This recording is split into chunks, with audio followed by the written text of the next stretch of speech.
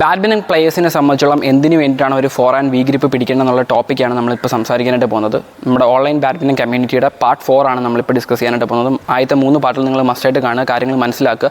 എങ്കിൽ മാത്രമേ നമുക്കൊരു സ്ട്രക്ചറുള്ള മെത്തേഡ് കാര്യങ്ങൾ മനസ്സിലാക്കാൻ നിങ്ങളുടെ ഡൗട്ട്സ് നമുക്ക് ക്ലിയർ ചെയ്യാനായിട്ട് പറ്റുള്ളൂ. സോ ഈ വീഡിയോയിൽ ഫസ്റ്റ് ഓഫ് ഓൾ കൺസെപ്റ്റാണ്, ഓൾറെഡി നമ്മളത് പറഞ്ഞു, എങ്കിലും ജസ്റ്റ് ഒന്ന് പറയാം. മറ്റൊന്നുമല്ല, റാക്കിൻ്റെ ഹെഡ് ഓപ്പൺ ആവാൻ വേണ്ടിയിട്ടാണ് നിങ്ങൾ യഥാർത്ഥത്തിൽ ഫോർ ആൻഡ് ഗ്രിപ്പ് പിടിക്കുന്നത്.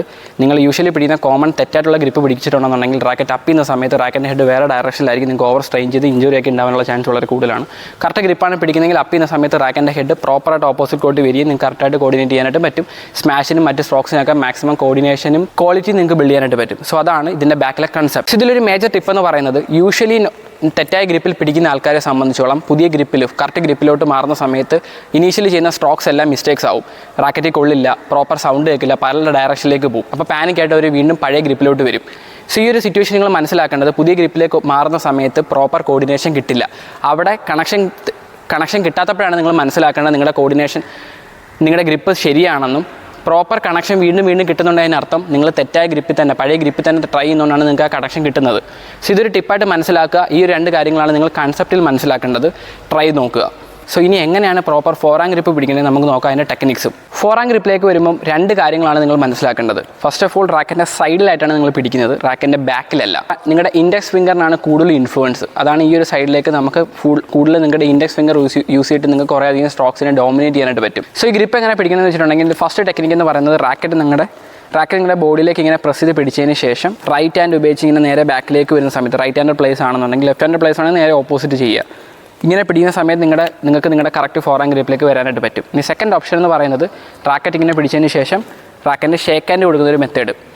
എങ്ങനെയാണ് നിങ്ങളുടെ ഫോർ ആൻഡ് ഗ്രിപ്പ് ശരിയാണോ എന്ന് ചെക്ക് ചെയ്യുന്ന ഒരു മെത്തേഡ് എന്ന് പറയുന്നത്, ഫ്രെയിമിൽ നിന്നൊരു സ്ട്രെയിറ്റ് ലൈൻ വരയ്ക്കുന്ന സമയത്ത് ഈ ഒരു വി ഏരിയയിലേക്കാണ് വരുന്നതെങ്കിൽ നിങ്ങൾക്ക് മനസ്സിലാക്കാം ഇതൊരു ഫോർ ആൻഡ് വി ഗ്രിപ്പാണെന്നുള്ള കാര്യം. ഇതിൽ തന്നെ ഉള്ള കുറച്ചുകൂടി അഡ്വാൻസ് ആയിട്ട് പറയുകയാണെന്നുണ്ടെങ്കിൽ, ഈ ഗ്രിപ്പിൽ തന്നെ ഇങ്ങനെ പിടിക്കുന്നതാണ് കറക്റ്റ് ഫോർ ആൻഡ് ഗ്രിപ്പ് എന്ന് പറയുന്നത്. ചില ആൾക്കാർ ഇത് ഇപ്പുറത്തെ സൈഡിലേക്ക് പിടിക്കും, ലെഫ്റ്റ് സൈഡിലേക്ക് പിടിക്കും, ചില ആൾക്കാർ ഇത് റൈറ്റ് സൈഡിലേക്ക് പിടിക്കും. ഇങ്ങനെ ഓരോ ഡയറക്ഷൻ മാറുന്നതനുസരിച്ച് കൂടുതൽ സ്ട്രെയിൻ അല്ല കൂടുതൽ ഡിഫിക്കൽട്ടി ആയിരിക്കും നിങ്ങൾക്ക് കളിക്കാനായിട്ട് ഉണ്ടാവുക. ചില ആൾക്കാർക്ക് അത് കൺവീനിയൻ്റ് ആയിരിക്കും, ബിക്കോസ് ഒരുപാട് കാലം കളിച്ച് അവരുടെ റാക്കറ്റിൻ്റെ ഫ്രെയിം അങ്ങനെ അഡ്ജസ്റ്റ് ആയിട്ടുണ്ടാവും. അല്ലാത്ത ആൾക്കാരെ സംബന്ധിച്ചോളം നിങ്ങൾ മനസ്സിലാക്കേണ്ടത്, ഓരോ ടൈപ്പ് ഗ്രിപ്പിനും ഓരോ പർപ്പസാണ്. കോർട്ടിൻ്റെ പല ഏരിയയിൽ നിന്ന് പല സിറ്റുവേഷനിൽ ഷട്ടിലിന് ഇപ്പുറത്തിടാൻ വേണ്ടിയിട്ടാണ് നിങ്ങൾ ഓരോ ഗ്രിപ്പിൽ അഡ്ജസ്റ്റ്മെൻറ്റ്സുകൾ വരുത്തേണ്ടത്. ലെറ്റ്സ് ഒരു എക്സാമ്പിൾ എടുക്കുകയാണെന്നുണ്ടെങ്കിൽ, ഈ ഫോർ ആൻഡ് ഗ്രിപ്പിൻ്റെ ഇപ്പുറത്തെ കോർണറിൽ പിടിക്കേണ്ടത് എന്തിനു വേണ്ടിയിട്ടാണ്? റൈറ്റ് സൈഡ് കോർണറിൽ നിന്ന് ഷട്ടിലിനെ അപ്പുറത്തെ കോർട്ടിലേക്ക് കളിക്കാനായിട്ട് നിങ്ങൾ യൂസ് ചെയ്യേണ്ട ഒരു മെത്തേഡാണ് കോർണർ ഗ്രിപ്പ്. ഫോർ ആൻഡ് ഗ്രിപ്പിൻ്റെ തന്നെ കോർണർ വേരിയേഷൻ ആണത്. സോ ഇങ്ങനത്തെ കാര്യങ്ങൾ നിങ്ങൾ മനസ്സിലാക്കി വെക്കുക. പ്രധാനമായിട്ടും അപ്പർ ഹാൻഡ് സ്ട്രോക്സ് ചെയ്യാനും കാര്യങ്ങൾ കൂടുതൽ ഇൻഫ്ലുവൻസിൽ കളിക്കാൻ വേണ്ടിയിട്ട് നിങ്ങൾ യൂസ് ചെയ്യുന്ന മെത്തേഡ് എന്ന് പറയുന്നത് ഫോർ ആൻഡ് വി ഗ്രിപ്പ് തന്നെയാണ്. നെക്സ്റ്റ് ടോപ്പിക് എന്ന് പറയുന്നത് ബാക്ക് ഹാൻഡ് ഗ്രിപ്പാണ്.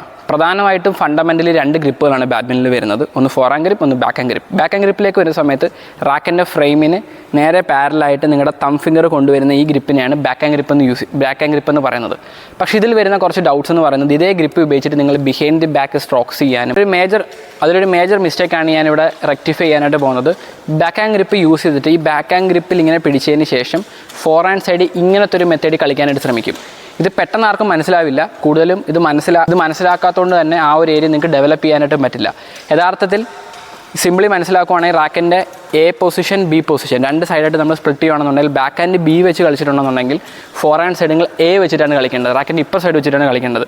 അതിന് പകരം കൂടുതൽ ആൾക്കാർ ഇതിൻ്റെ മിസ്റ്റേക്ക് എന്ന് പറയുന്നത്, ബി സൈഡ് ഉപയോഗിച്ച് ബാക്ക് ഹാൻഡ് കളിച്ചിട്ട് അങ്ങനെ തന്നെ ഇങ്ങനെ ട്വിസ്റ്റ് ചെയ്തിട്ടായിരിക്കും ഒരു ഫോർ ഹാൻഡ് സൈഡ് കളിക്കുന്നുണ്ടാവുക. അത് ഓവർ സ്ട്രെയിൻ ആണ്, നിങ്ങൾക്ക് പ്രോപ്പറായിട്ട് ഡോമിനേറ്റ് ചെയ്യാനായിട്ടും പറ്റില്ല.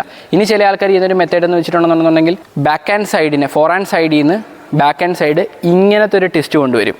പ്രോപ്പറായിട്ട് നിങ്ങൾ തന്നെ കൈ നോക്കിയാൽ മനസ്സിലാവും. ഫോർ ഹാൻഡ് സൈഡ് കളിച്ചതിന് ശേഷം ബാക്ക് ഹാൻഡ് സൈഡ് ഇങ്ങനത്തെ ഒരു അപ്രോച്ച് ആയിരിക്കും ചെയ്യുന്നുണ്ടാവുക. അതും തെറ്റാണ്. നിങ്ങളുടെ ഈ സൈഡ് കൂടുതൽ സ്ട്രെയിൻ വരാനുള്ള ചാൻസ് ആണ്. യഥാർത്ഥത്തിൽ ഫോർ ഹാൻഡ് സൈഡ് കളിച്ചതിന് ശേഷം ബാക്ക് ഹാൻഡ് സൈഡ് ഈസി ആയിട്ട് ഇങ്ങനെയാണ് വരേണ്ടത്. അപ്പോൾ നിങ്ങൾക്ക് ഒട്ടും സ്ട്രെയിൻ കൈക്ക് വരത്തില്ല. സോ ഇങ്ങനത്തെ ചില കാര്യങ്ങളാണ് കളിയിൽ നിങ്ങൾ ഗ്രിപ്പിങ്ങിൽ മനസ്സിലാക്കേണ്ടത്. ഇതിനെക്കാട്ടി കുറേ അധികം കാര്യങ്ങൾ ശരിക്കും സംസാരിക്കാനുണ്ട്. അത് കൂടുതൽ മനസ്സിലാക്കാൻ താല്പര്യമുണ്ടെങ്കിൽ നിങ്ങൾ കമൻറ്റ് ചെയ്യുക. അല്ലെന്നുണ്ടെങ്കിൽ ഈ കാര്യങ്ങൾ തന്നെ മതി നിങ്ങൾക്കൊരു ലെവലിൽ ഗ്രിപ്പിനെ പറ്റി മനസ്സിലാക്കാൻ. ഈ ഒരു ലെവൽ ക്രോസ് ചെയ്യാൻ ഇത്രയും കാര്യങ്ങൾ തന്നെ മനസ്സിലാക്കിയ ധാരാളം. സോ ഈ വീഡിയോ എഫക്റ്റീവായെന്ന് വിചാരിക്കുന്നു. ഇതിൻ്റെ കാര്യങ്ങൾ നിങ്ങൾ മസ്റ്റായിട്ട് കമൻറ്റ് ചെയ്യുക. നമ്മൾ അങ്ങനത്തെ വീഡിയോസ് ഇനിയും ചെയ്യുന്നതായിരിക്കും. So see in part 5. By.